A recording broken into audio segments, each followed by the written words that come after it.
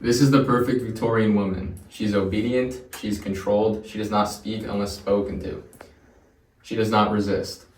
Written by Charlotte Bronte in 1847, Jane Eyre follows the life of a young orphan growing up in a Victorian England society. This society is defined by strict expectations of gender, class, and behavior. From a young age, Jane experiences rejection and isolation. At Gateshead, she is treated as an outsider. At Lowood, she is subjected to discipline and control. As she grows older, Jane becomes a governess at Thornfield Hall, where she enters a world of wealth and mystery. However, despite being in this environment, she remains socially inferior. Although she develops a strong emotional connection with Mr. Rochester, Jane is forced to confront a difficult reality. In Victorian society, love requires women to sacrifice their independence. However, unlike many women of her time, Jane refuses to lose her sense of self. Instead of submitting to societal expectations, she chooses dignity, self-respect, and independence. Through Jane's journey, Bronte reveals how Victorian society restricts women and how resisting those restrictions becomes both a personal and Gothic struggle.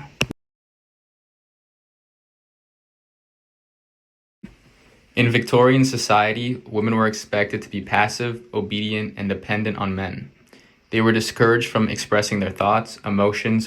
This reflects the Gothic idea of repression versus desire, where individuals are forced to suppress who they truly are. Jane Eyre challenges these expectations by asserting her voice and identity, even when it is seen as inappropriate or rebellious. Another important effect of these gender roles is the way they shaped how women saw themselves. When society constantly tells someone to be quiet, obedient, and dependent, it can begin to influence the way that they think about their own worth. Women are often led to believe that their role was to support others rather than to develop their own identity. This created a cycle where limitations were not enforced externally, but also internalized. In this sense, repression became both a social and psychological experience. It's not just that women were told to stay silent. Over time, many began to silence themselves. This makes the struggle for identity even more difficult, because it is not only about resisting society, but also about overcoming internal doubt. In Jane Eyre, Jane actively resists this internalization. She does not accept the idea that her voice is less important simply because she is a woman. Instead, she constantly affirms her own value even when others attempt to dismiss it. This is essentially important when we consider how rare this perspective was at the time. Most women in Victorian literature were often portrayed as passive, emotional, or dependent characters. They were frequently defined by their relationships to men rather by their own thoughts or ambitions. Jane, however, is different. She is thoughtful, independent, and morally driven. She reflects on her experiences, questions authority, and forms her own conclusions. This makes her a much more complex and modern character compared to typical representations of women during that time period. Another layer to consider is how power operates within these gender roles. In Victorian society, men held most of the social, financial, and legal power. This imbalance meant that women had limited control over their own lives. Because of this, even small acts of independence could be seen as threatening. When Jane speaks her mind or refuses to conform, she is challenging the entire system of authority. This is why her actions are often viewed as rebellious, even when they are reasonable. This connects again to the Gothic idea of tension. The constant push and pull between control and freedom, silence and expression, obedience and independence. This tension creates emotional intensity, which is a key feature of Gothic literature. Jane's character exists right in the middle of this tension. She is aware of the expectations placed on her, but she refuses to fully submit to them. At the time, she does not completely reject society. She carefully navigates it. This ability to navigate rather than simply rebel is what makes her resistance so powerful. She is not acting out of impulse, but out of principle. She understands the consequences of her actions, yet still chooses to remain true to herself. Additionally, Jane's experience shows that asserting identity often comes with sacrifice. By refusing to conform, she risks losing opportunities, relationships, and stability. This highlights the cost of challenging societal norms. However, the novel suggests that maintaining self-respect is ultimately more important than temporary comfort or approval. Jane values her independence and identity more than fitting into a role that does not reflect who she truly is. This idea is central to understanding how the novel critiques gender roles. It suggests that these roles are not only restrictive, but also harmful to personal growth and self-understanding. From a broader perspective, Jane Eyre can be seen as advocating for change. It encourages readers to question the fairness of societal expectations and to recognize the importance of individuality. It also suggests that equality is not about removing structure entirely, but about creating space for all individuals to express themselves freely.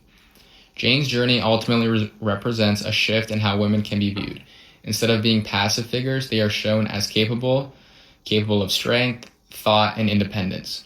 This message continues to be relevant today.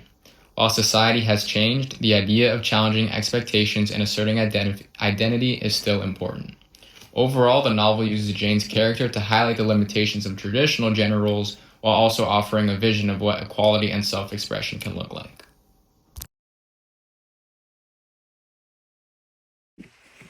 In addition to gender, social class plays a significant role in limiting Jane's independence. As an orphan and later a governess, Jane exists in a position where she is neither fully accepted nor fully respected. She occupies a space between classes, which isolates her socially and limits her opportunities. Although she lives among the upper class, she remains separated by an invisible barrier. This reflects the Gothic theme of power and control, where social structures confine individuals and restrict their freedom. The feeling of being caught between classes also creates a constant sense of uncertainty in Jane's life. She cannot rely fully on her position because it is never truly secure.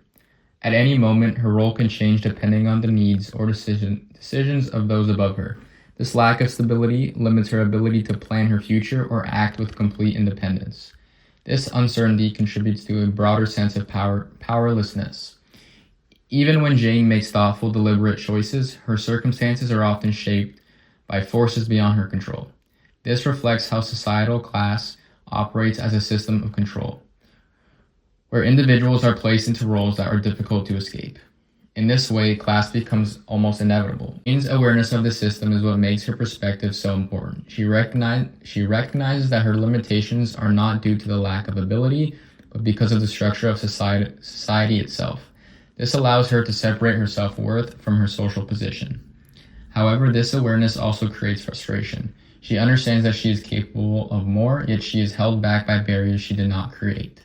This internal frustration reflects the Gothic idea of emotional intensity beneath controlled behavior. Another way this is shown is through the idea of dependence. In Victorian society, individuals of lower social standing were often dependent on those above them for employment, housing, and stability.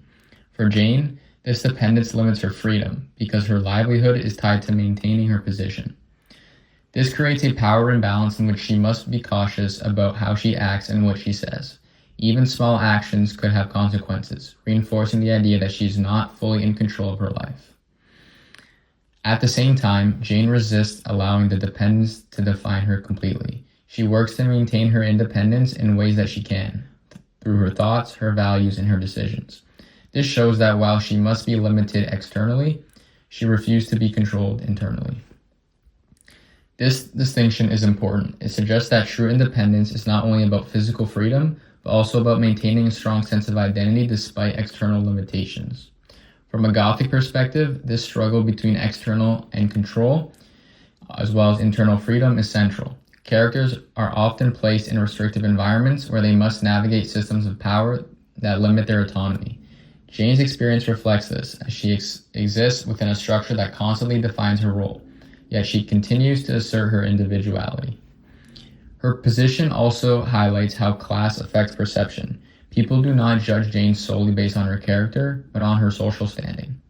This influences how she is treated, how much respect she is given, and what opportunities are available to her. This reinforces the idea that class is not just a background detail, it actively shapes reality. It determines who has power, who is heard, and who is ignored.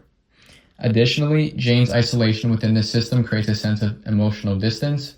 She is often surrounded by others, yet she lacks a true sense of belonging. This kind of isolation is a common feature in Gothic literature, where characters feel disconnected from the world around them. This disconnection allows for deeper reflection. Because Jane is not fully integrated into any group, she is able to observe society more critically. She can see its flaws more clearly, which strengthens her ability to question it. In this way, her isolation becomes both a limitation and a source of strength. It separates her from others, but it also gives her a unique perspective. Another important idea is that class can restrict not only opportunities, but also relationships. Social boundaries often prevent genuine connections because interactions are influenced by status and expectation. This adds another layer of control, as individuals must constantly be aware of how they are perceived. For Jane, this means that even when she forms connections, they exist within the limits of her social position. This reinforces the idea that class affects every aspect of life, not just economic status. Ultimately, the novel uses Jane's experience to reveal how deeply rooted these class divisions are. They are not easily changed because they are supported by long-standing beliefs and traditions. However, Jane's journey suggests that these structures are not absolute. While she cannot completely escape the system, she is able to navigate it in a way that preserves her identity and dignity. This reinforces the idea that individuality can exist even within restrictive systems. It may be limited, but it cannot be completely erased. Overall, Jane's position highlights how social class operates as a form of control that limits freedom, shapes identity, and influences opportunity. And when combined with gender expectations, these restrictions become even more powerful, creating multiple layers of limitation that individuals must overcome.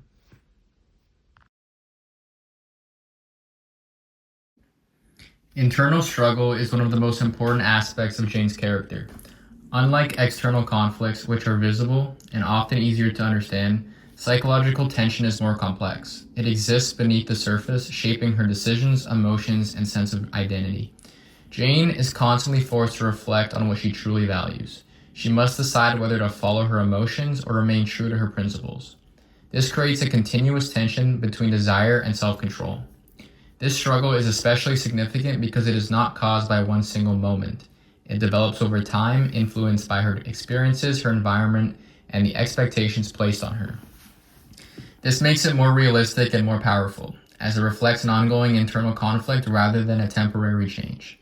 From a Gothic perspective, this type of psychological tension is essential. Gothic literature often focuses on the inner workings of the mind, fear, uncertainty, and emotional conflict. Rather than relying only on external events, it explores how characters experience these struggles internally. In Jane's case, her mind becomes a space where opposing ideas constantly interact. Her desire for love, connection, and belonging is strong. But at the same time, she values her independence, morality, and self-respect. These two sides are not easily reconciled. If she gives in completely to emotion, she risks losing herself. But if she suppresses her emotions entirely, she risks denying an important part of her humanity.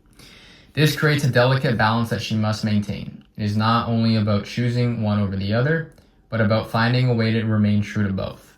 Her ability to pause, reflect, and make thoughtful decisions is what sets her apart. She does not act impulsively, even when her emotions are intense.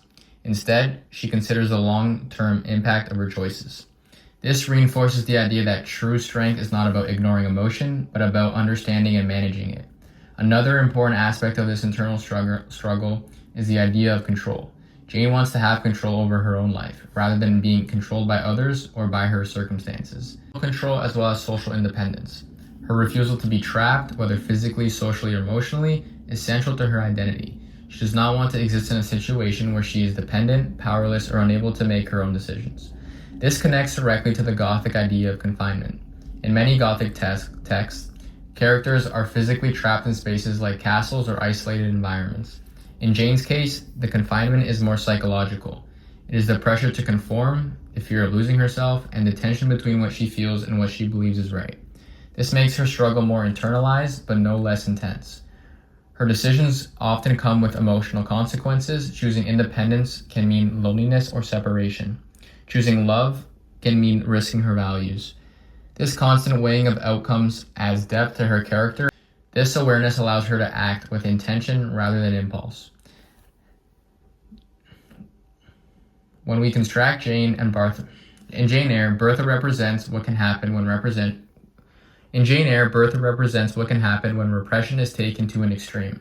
While Jane experiences internal conflict and manages it carefully, Bertha embodies a complete loss of control. Bertha is isolated, confined, and denied the ability to express herself. Her voice is literally and symbolically taken away. This reflects the most extreme form of repression, where identity is not just limited, but erased. As a result, her emotions are no longer controlled or balanced. They become chaotic, unpredictable, and overwhelming.